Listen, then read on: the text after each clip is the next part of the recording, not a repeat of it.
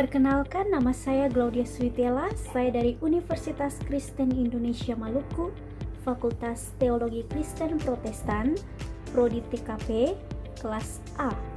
Di saat ini saya akan menjelaskan simbol dan ritual keagamaan dari agama Kristen Protestan dan juga agama Kristen Katolik.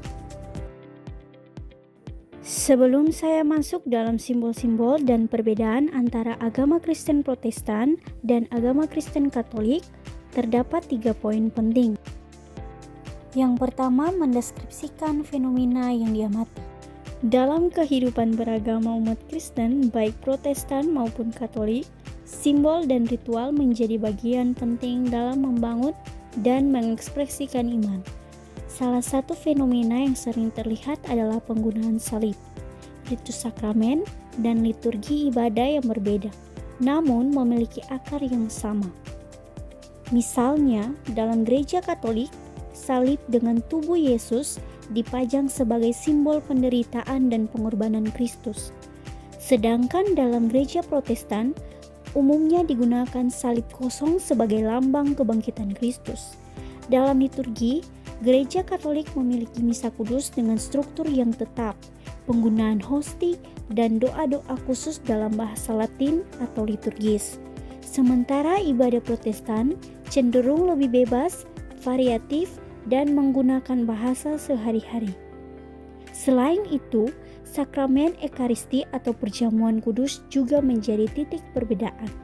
Katolik percaya pada transubstasi atau roti dan anggur sungguh menjadi tubuh dan darah Kristus, sementara Protestan umumnya memaknai secara simbolis atau spiritual. Poin kedua, menganalisis keterkaitan agama dan fenomena tersebut.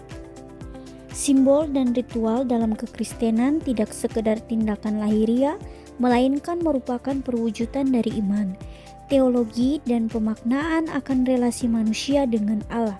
Dalam konteks Protestan dan Katolik, perbedaan simbol dan ritual mencerminkan perbedaan pendekatan teologis, termasuk pandangan tentang keselamatan, gereja, dan otoritas.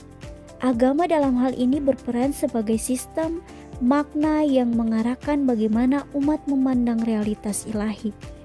Perbedaan dalam simbol misalnya salib kosong dan juga salib yang ada bersama dengan Tuhan, bukan hanya soal bentuk, tetapi menyangkut fokus pengalaman iman.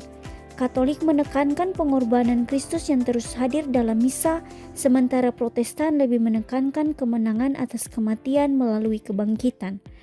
Agama juga bertindak sebagai sarana identitas dan pembedaan sosial. Di banyak tempat, perbedaan liturgi dan simbol menjadi cara untuk mempertegas afiliasi kepercayaan, baik secara pribadi maupun komunal. Yang terakhir yaitu merefleksikan fenomena tersebut menggunakan perspektif studi agama-agama. Dari perspektif studi agama-agama, simbol dan ritual dalam Protestan dan Katolik tidak boleh dilihat secara hitam putih atau benar salah, melainkan sebagai ekspresi keagamaan yang kontekstual dan historis. Ilmu studi agama mengajak kita untuk memahami mengapa perbedaan itu muncul dan bagaimana simbol atau ritual berfungsi dalam kehidupan umat. Studi agama juga menekankan pendekatan hermeneutik dan fenomenologis, yakni memahami agama dari pengalaman dan makna yang diberikan oleh penganutnya.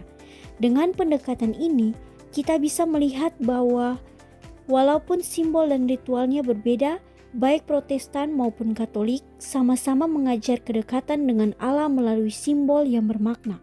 Selain itu, refleksi ini mengajak kita untuk bersikap inklusif, menyadari bahwa keberagaman ekspresi iman tidak perlu menjadi sumber konflik, tetapi bisa menjadi dasar dialog dan oikumene jika masing-masing saling memahami simbol dan ritual satu sama lain secara terbuka dan penuh hormat.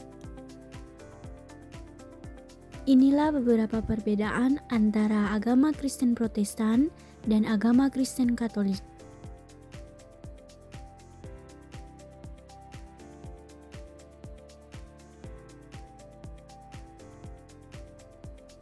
Audio Jungle.